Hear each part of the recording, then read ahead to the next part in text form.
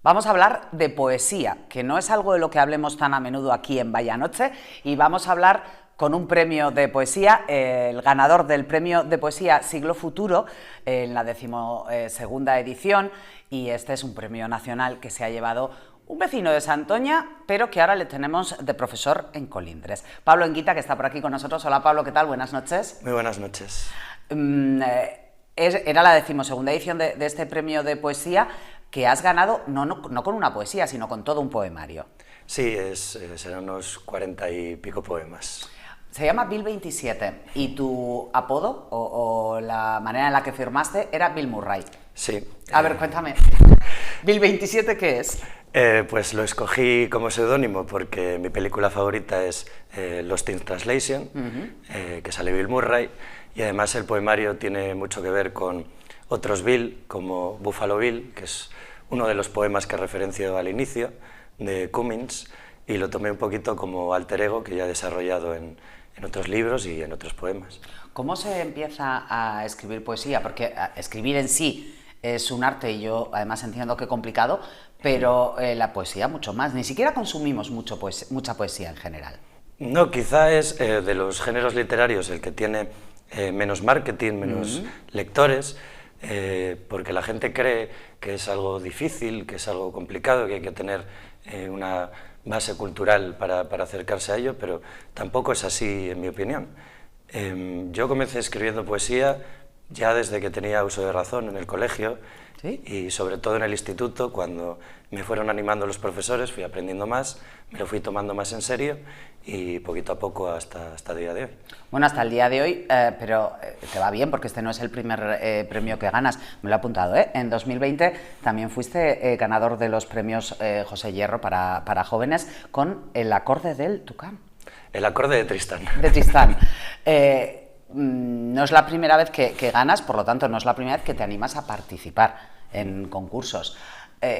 ¿Cómo se hace un poemario entero? ¿Tiene que tener sentido? ¿Tiene que tener un contexto que lo una todo? Sí, claro, siempre tiene que haber un tema de fondo, unas vivencias en las que basarse. En mi caso siempre lo estructuro de igual manera, en 3 partes. Yo digo que es en orden descendente. ¿Por qué descendente? Siempre empiezo por lo más alto, que sería la religión, Dios, la fe, después paso al amor y por último sobre mí mismo. En este caso Bill 27 es porque le comencé con 27 años y quería hacer un poco un testimonio, un manifiesto de lo que era para mí mi última etapa de juventud, digamos. Calla, hombre, ¿cuántos años tienes ahora, Pablo? 30 recién cumplidos. Quería dejar... Si la tarjeta joven del banco ahora es hasta los 35, por lo menos. Sí, sí. Bueno, o esta primera etapa de adultez, digámoslo así. Lo que comencé con 27 lo acabé hace nada, poquito antes del verano, y quería que fuera eso, un testimonio de mis vivencias y pensamientos que he tenido de los 27 a los 30 años. Pero es un testimonio de tus vivencias y de tus pensamientos que te desnuda mucho frente al lector, porque en prosa lo tenemos todos más claro, ¿no? Aunque sea una novela de ficción. Si hay un protagonista y yo te pregunto, ¿el protagonista tiene algo tuyo? Pues, y tú me dices, sí, pues ya luego echamos más el ojo, pero en poesía ¿es más sutil esas referencias a ti mismo? Sí, es muy sutil, muy velado y eso es además intencionado. Quizá alguien que no me conozca va a encontrar muy difícil saber de qué estoy hablando. Las personas que sí que me conozcan, mis amigos, mi familia, sí que van a poder ver más referencias sobre mis gustos o las cosas más importantes que me han pasado en estos años, pero aún así no creo que sea un impedimento para cualquier clase de lector, porque yo creo que la interpretación que cualquier lector hace de mis poemas es tan válida como la intención que yo he tenido al escribirlos. Y me parece que eso agranda aún más la poesía o la literatura. No tiene un único significado, que sería el del autor, sino que cada lector va a encontrar su propio significado en ella. ¿Tú crees que eso se lo podemos y se lo debemos atribuir a cualquier obra literaria? Porque muchas veces cuando se estudia literatura tú eres profesor, cuando se estudia literatura en el instituto, muchas veces nos explican, ¿no? Pues Lorca en esto quería decir, o quien sea quería explicar, y yo a veces pienso, bueno, pero lo que a mí me transmite es otra cosa, ¿no? El valor que yo le dé. Claro, por supuesto. Es más, como ejemplo muy claro, yo siempre suelo poner que el Quijote, que se publicó a principios del 17, 1605, Cervantes lo propuso como una novela de parodia de las novelas de caballerías que estaban Era un folletín, ¿no? Sí, la gente del siglo XVII cuando lo leía se partía de risa, y era una novela humorística, que era la intención de Cervantes. Sin embargo, ahora le hemos dado una significación mucho más filosófica, mucho más profunda, que no es para nada la que el autor ni los contemporáneos veían en ella. Así que hasta con uno de los libros más grandes de la historia ha pasado.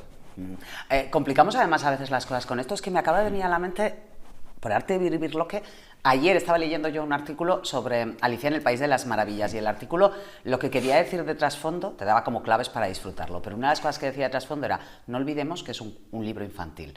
Y a veces queremos darle un significado que va mucho más allá. Esto pasa muchas veces. Bueno, con el Quijote es un ejemplo maravilloso.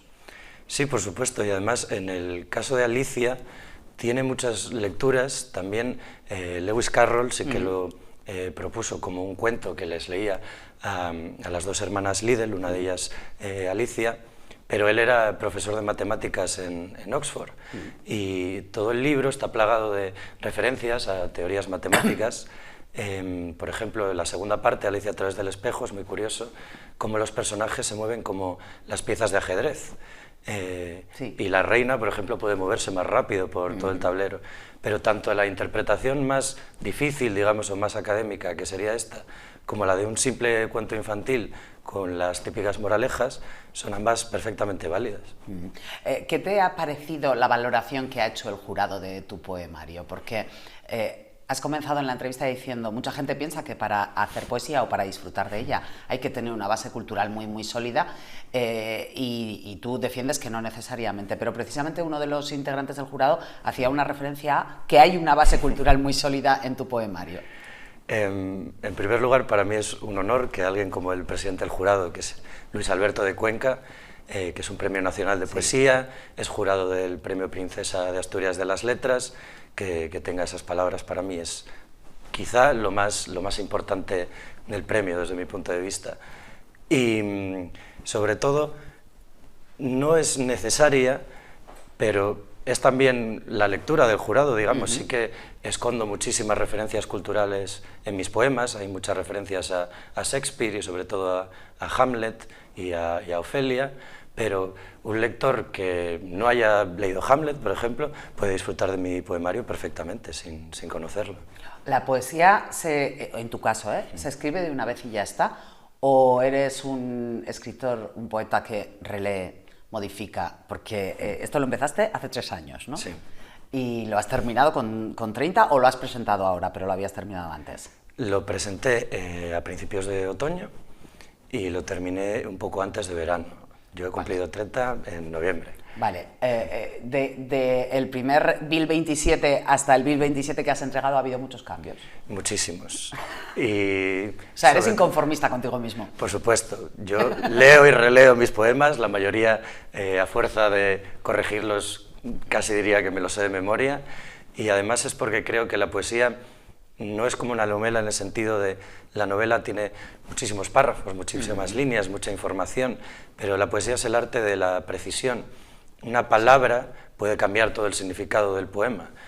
Me ha sucedido de a veces estar horas y horas pensando si esta era la palabra adecuada, cambiándola, volviéndola a cambiar, hasta que algo me ha convencido, volviendo a un poema meses después para revisar si esa era exactamente la palabra que yo quería decir. Así que es un proceso de elaboración y reelaboración constante. O sea, entiendo en ese sentido que tú no das nunca un poema por perdido, ¿no? Tú ahora un poema que esta tarde escribas, esta tarde no, que sé que tienes evaluaciones estos días, esto para los profesores deben ser días muy complicados también, pero tú un poema que escribas mañana o en un momento de inspiración ahora en Navidades, no te gusta, no te convence, lo dejas ahí, pero dentro de 2 años sí te puede convencer. Exactamente, y hay algún poema en este libro también que he rescatado de años anteriores, obviamente lo he modificado para darle el mismo tono que el resto de poemas del libro, pero nada está perdido en poesía, efectivamente. Y aunque no sea un poema entero, siempre puedes rescatar una idea, una metáfora. Además, yo también quiero crear un cierto estilo y hay ciertas imágenes o ciertos recursos que repito mucho en otros libros y en este, y que crean como una línea de continuidad entre todo lo que escribo. ¿Siempre escribes poesía?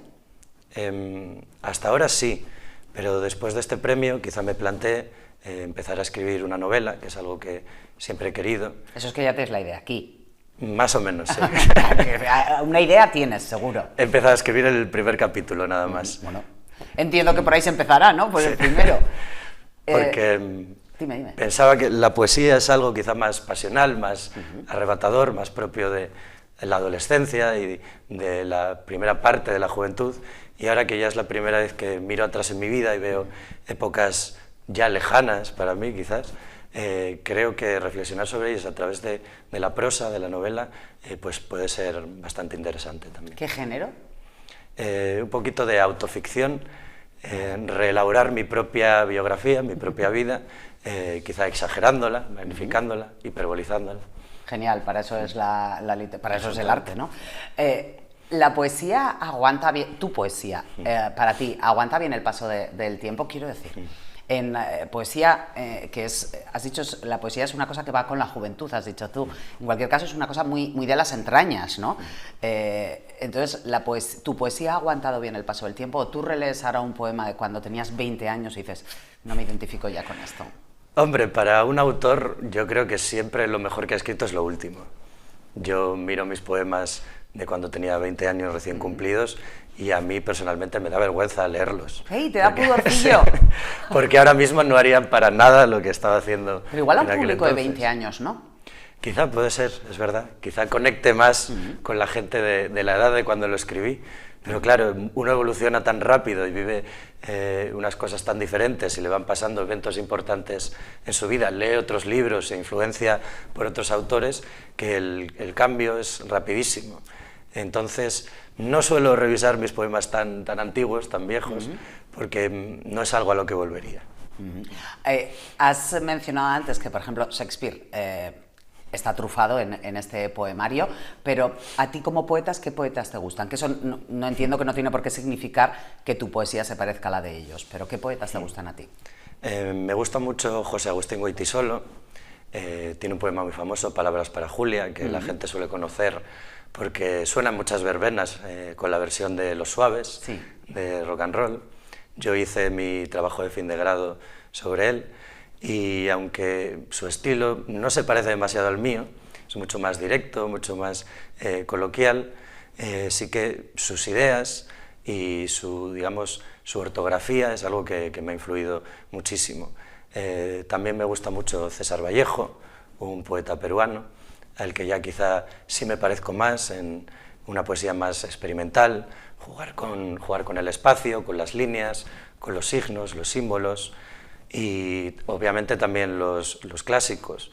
Me gusta muchísimo Lorca, me gusta mucho también la poesía en inglés, Emily Dickinson, Keats, bueno, muchísimos, no podría elegir. No puedes elegir solo uno. Antes has dicho que tú ya desde crío escribías poesía, o desde muy chaval, y los profesores te fueron animando. ¿Hay algún profesor o alguna profesora en concreto que tú recuerdes y que digas, joder, si no me llega a dar clase fulanito de tal, yo no salgo poeta? Sí, recuerdo además en primero de bachillerato, que fue el primer año que tuve literatura universal, Ivy Hamlet además, y me lo explicó una profesora que tenía, se llamaba Raquel, y ella me animó muchísimo a escribir, me ayudó muchísimo a mejorar mi escritura, me introdujo a poetas españoles más actuales, como el propio Luis Alberto de Cuenca o Luis García Montero, y gracias a ella empecé a tomármelo en serio y a presentarme por primera vez a concursos, no hacer poemas sueltos, sino poemarios unidos por un hilo temático.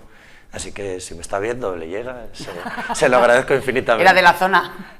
No lo sé, no me acuerdo. No te acuerdas, es que eras muy crío. Sí. Es que Raquel, tu profesora en primero de bachiller, estaría encantada de la vida de encontrarse un alumno que de repente diga, me gusta la poesía, ¿no? Porque no es lo que más abunda. Sí, es algo extraño. Yo tampoco tengo amigos, digamos, del pueblo que tengan ese mismo interés, y al final sí que pasa que es un círculo muy pequeño, muy reducido, acabas conociendo a todo el mundo, pero bueno, eso también es bueno, por otro lado. Todos estamos en contacto, Se suelen hacer muchos proyectos como revistas literarias, yo ya he participado en dos mientras estaba en la universidad, o micrófonos abiertos, que es ir a recitar poesía a ciertos bares o espacios, y al final pues se crea un sentimiento muy familiar. Mira, ahora que has dicho recitar poesía, que es algo que también da mucha vergüenza, quiero decir, a la gente nos da vergüenza leer un poema en voz alta, entonarlo, etcétera. ¿A ti te gusta cuando alguien recita tus poemas? ¿Lo saben recitar bien? ¿O te pasa como o te pasa que lo estás oyendo y dices, no es así, no es así? Bueno, todavía no he escuchado un poema recitado por otra persona, la verdad. No. Hay que solucionar eso. Ojalá, no he tenido el honor, pero a mí personalmente no me gusta recitar mis propios poemas, porque al ser tan perfeccionista con ellos, siempre le encuentro algún fallo de ritmo al decirlo en voz alta. Y es algo que me fastidia bastante. Y además creo que la poesía recitada y la poesía leída, digamos, son dos artes bastante diferentes. ¿Sí? Sí, el recitar... ¿La poesía tiene que ser para uno mismo? ¿O son dos cosas sin más que no tienen que ver para ti? Se puede disfrutar igualmente, pero es muy diferente. El recitar es también un arte, digamos, de performance. Totalmente, hay que ser actor para recitar bien, hay que ser un poco actor. Exactamente, y muchísimos autores no son capaces de recitar bien sus poemas, yo me incluyo entre ellos, porque simplemente los he leído, digamos, en mi mente mientras los escribía, no los he concebido para ser recitados en público.